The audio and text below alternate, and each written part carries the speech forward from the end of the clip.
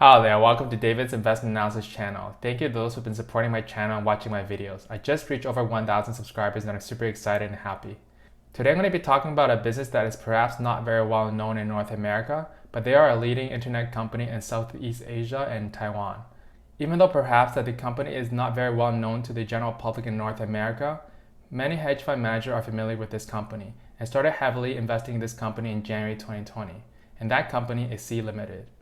The stock price of Sea Limited is up over 657% since it IPO'd in October 2017, and up over 248% this past year, 171% this past 3 months, and 35% this past month. In the next bit, I'll be discussing about Sea Limited, what they do, and how they earn income. And then I'll look at the qualitative aspects of the business, and then I'll follow up with a quantitative analysis looking at the valuation and the financials of the company. Then I'll conclude on whether I think the stock is a buy at its current price and whether I own any shares of the business myself. I spent a lot of time preparing for these videos and I really appreciate if you could like and share my videos. And if you do not want to miss out on any of the future videos, please make sure you do subscribe and click the bell notification. And if there's any company you would like me to cover in the future, please leave it in the comments below. Now let's get to it.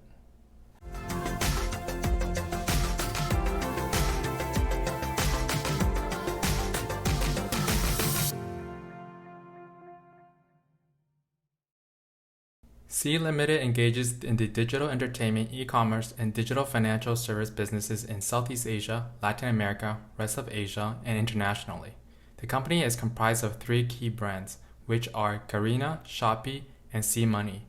Sea provides Garena digital entertainment platform for users to access mobile and PC online games, as well as esports operations and access to other entertainment content such as live streaming of gameplay and social features such as user chat and online forums. The company also operates Shopee, a leading e-commerce platform in Southeast Asia and Taiwan, a mobile-centric marketplace that offers integrated payment and logistics infrastructure and seller services.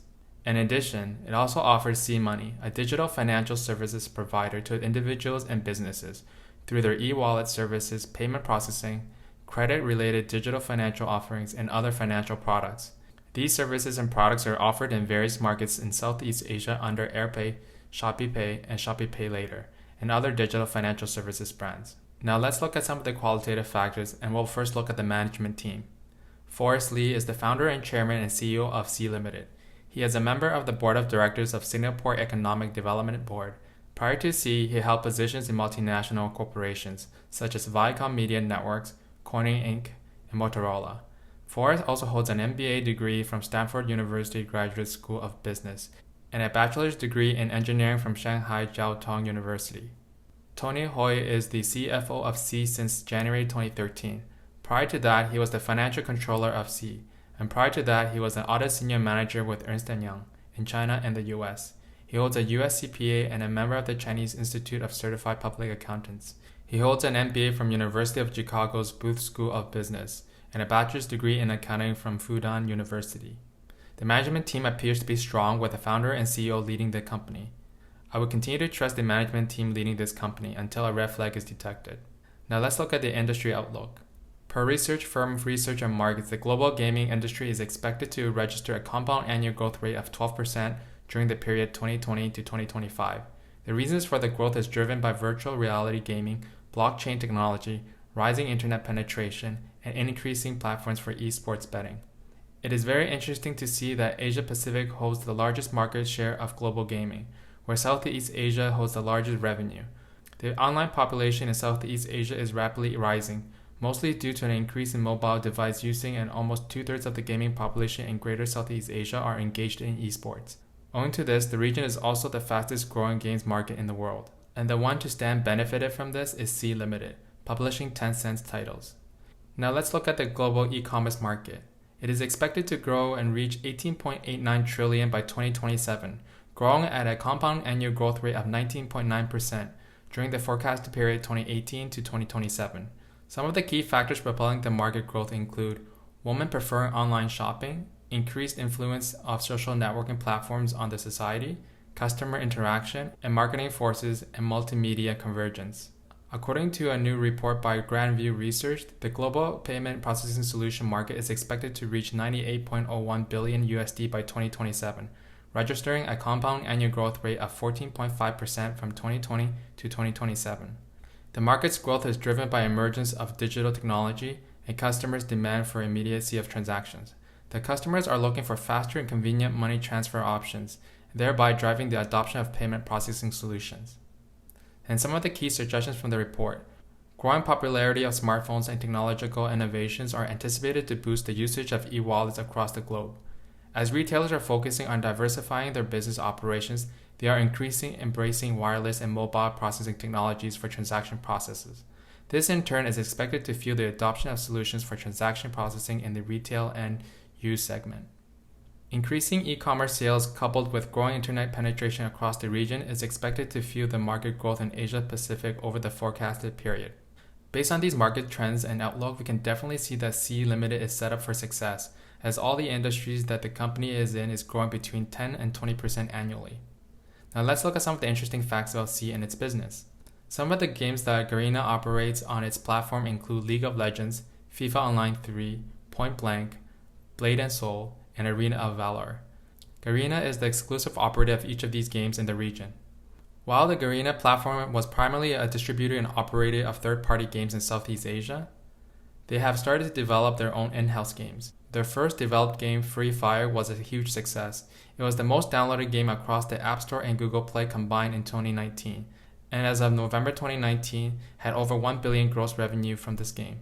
The success of their first in-house game, Free Fire, has really propelled the company's quarterly active users and quarterly paying users growth the last few quarters. Quarterly active users growing 48% year over year to 402 million users, and quarterly paying users growing 73% year over year to 35 million.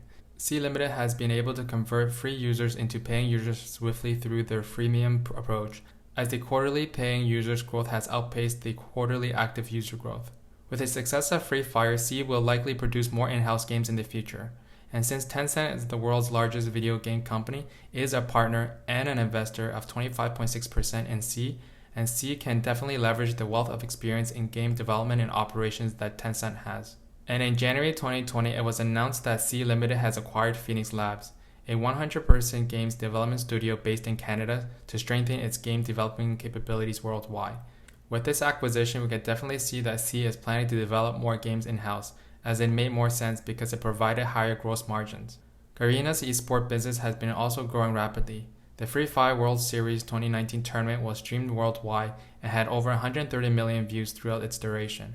And during the Free Fire Rio Finals, it had over 2 million live views, and that was the most watched mobile game esports event in history. Now let's look at Shopee, the e-commerce business. We can see here the recent accelerated growth in gross orders and gross merchandise value. The gross orders have increased year over year 111% to 429 million, and the gross merchandise value increased year over year 74% to 6.2 billion. The Southeast Asian market is still expanding rapidly, and as discussed earlier, the market is expected to grow almost 20% annually. And as you can see here, Sensor Tower's report, the Shopee app was the second most downloaded shopping app worldwide in May 2020. Within Southeast Asia, the main competitor for Shopee is Lazada, an Alibaba-backed e-commerce platform. Per iPrice Group, at the end of 2019, it appears that Shopee is the best in class. The table here compares the mobile and web traffic rankings across Q1 and Q4 of 2019 for Indonesia, Philippines, Malaysia, Thailand, Vietnam, and Singapore. As you can see here, that Shopee is the best mobile e-commerce platform, as they were ranked first in all regions at the end of Q4 2019. What's also very interesting here is Shopee has been moving up in rankings and outpacing competitors across both the web and mobile. We can clearly see that Shopee is catching up to competitors in popularity and is acquiring market share in most markets. A clear lead going forward will help the company benefit from economies of scale, efficiently utilizing logistic networks, and improving margins. And then there's Seamoney, Sea's digital financial service business. Although it barely contributes to the group's overall revenue, but is likely the largest opportunity for the company, as Garena and Shopee offer a very strong launching pad for Seamoney, due to the increasing network effects and potential to cross-sell across their already broad user base and synergize each other. In Q1 2020, there was over $1 billion in mobile wallet total payment volume and have over 10 million quarterly paying users for Sea's mobile wallet services. They have also announced in January that they will apply for a Singapore Digital Full Bank license to provide additional digital financial services to individuals and businesses. The CEO said, Through Garena, Shopee, and Seamoney, we have unraveled insight into the needs and wants of millennials and SMEs across the region. We have also developed exceptional capabilities in addressing these unmet needs and have the technology, infrastructure, data analytics, capabilities, and management experience to design and scale Singapore's first full digital bank. This sounds very positive and it will help drive Sea's growth in the future. And looking at some of the April numbers, they were outstanding. There was over 100% year-over-year growth in Free Fire monthly paying users in April. Over 140% year-over-year growth in gross orders in April for Shopee. And more than 40% of Shopee's gross orders in Indonesia were paid using their mobile wallet service in April. April looked amazing and hope they can continue this into the future. Now let's look at some of the other risks. The global health issue has resulted in the shutdown of events including esports events, which is a part of Garena's business. Sellers on Shopee may also be impacted as well because of the supply chain disruptions. Piracy laws and regulations and concerns relating to fraud during gaming transactions are expected to continue to hinder the growth of the gaming industry. The credit risk, fraudulent transactions, and ever-changing technology may present challenges in the digital financial services industry. Now let's look at the quantitative analysis. We can see here that Sea's revenue has been growing at a very fast rate, 99.7% in 2018 and 163.1% in 2019. And here we can see the growth of the revenue in the last 5 years for each business segment, with digital entertainment and e-commerce being the largest part of their business. We can also see a huge improvement in gross profit margins, which really improved their free cash flow and almost breaking even in 2019. Let's look at the most recent quarterly earnings. Total adjusted revenue was $913.9 million, up 57.9% year over year from $578.8 million for the first quarter of 2019. Digital entertainment grew 30% year over year in adjusted revenue, and e-commerce grew 111% year over year adjusted revenue. The total gross profit was $206.8 million, up 424.1% year over year from $39.5 million for the first quarter of 2019. This was mainly due to the improved gross margin in digital entertainment because of the higher margins of their hit game Free Fire. There was also improvement in gross margins for the e-commerce segment. The total adjusted EBITDA was a loss of $69.9 million compared to a loss of $32 million for the first quarter of 2019. We can see here that their digital entertainment business is very profitable and see that it's pretty much offsets the negative adjusted EBITDA on their e-commerce and digital financial services business. And the reason for this is because they have incurred massive costs to grow their e-commerce platform. And we saw earlier that their e-commerce revenue was growing at 111%. If they're growing at this pace, I can look past the fact that they are not profitable in the meantime. Looking at its balance sheet as of March 31st, 2020, it has $2.6 billion in cash and $4 billion in total current assets. It also has a total current liabilities of $2.4 billion. This means that they have a very good current ratio. The total long-term debt is $1.4 billion, so the company has sufficient cash to pay off any long-term debt. So this is suggesting that their balance sheet is strong and have the flexibility to spend money on funding its growth. Subsequent to the quarterly earnings, Sea sold an aggregate of $1 billion of convertible notes to raise additional funds to grow its business and other general corporate purposes, including potential strategic investments and acquisitions. And again, this speaks to how well Sea is well capitalized for the long term. Now let's look at the stock price. The stock price was up 35% this past month, 171% this past 3 months, 248% in the past year, and 657% since it IPO'd on October 20th, 2017. Now let's take a look at the valuation compared to comparable companies. The market cap of Amazon is about 1.6 trillion, Alibaba is 701 billion, JD is 104 billion, Tencent is 679 billion, and Sea is about 58 billion. And because Sea is currently not profitable, we'll ignore the PE ratios, but we'll look at the price to sales ratio, which is a more important ratio to look at. We can see that Sea has the highest price to sales ratio, which suggests that the company is very expensive. But if we pay attention to its growth, it has the highest expected growth rate. And if we look at the price to sales to growth ratio, it would rank in the middle with a ratio of 0.21, suggesting that the price is reasonable. Looking at Sea's net cash position and the cash burn rate in 2019, it should have sufficient cash for at least the next few years. Now let's look at the analyst expectations. It is expected that the growth is 49.8% in 2020 and 40.3% for 2021. However, based on the Q1 results of 58% and expected growth rate of 69.5% for Q2, I would expect that the growth rate for year 2020 to be higher. It is expected that Sea will continue to have losses this year in 2020 and next year 2021 Because C is a fast-growing company, the temporary negative earnings is not as important. There are 6 analysts, 2 suggesting a strong buy, 3 suggesting a buy, and 1 suggesting a hold, with an average recommendation of a buy. The price target is between $68 and $150, with an average target price of $106.65. The current price of the stock is $123.20. And most recently, 2 analysts upgraded their price target. One from Citi, where the analyst raised its target price from $79 to $138, and a second analyst from Bank of America raised its target price to $135. Conclusion: in my opinion, at today's price of $123.20, I think it is a buy, because of the following reasons. Strong management team led by Forrest Li, who was the founder and chairman and CEO of C Limited. He has helped the company grow over 178% in adjusted revenue in 2019. C Limited has been able to grow very rapidly, growing faster than the industry, which suggests that the company has been taking market share, and projections suggest that they can continue to outgrow the industry by a large degree.